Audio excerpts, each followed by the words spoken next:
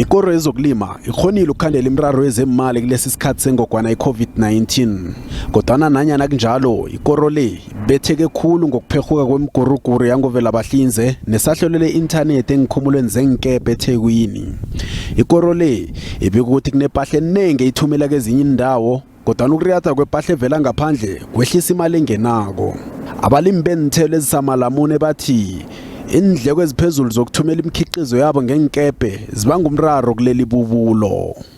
The returns are dependent upon the prices you achieve and therefore the income that you earn from selling the fruit, and then less the costs. And unfortunately on both of those sides, we had a pretty disastrous 2021. The prices were extremely low in the markets and the costs just skyrocketed in 2021. So a lot of growers are really hurting from this year's season.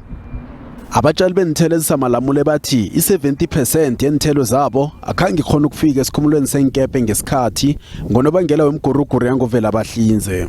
Kwathi nakusahlela isikhumulo senkebhe se-Transnet kwenza bona ikoro le ije ijamisa imikhiqizo yayo imveke entathu.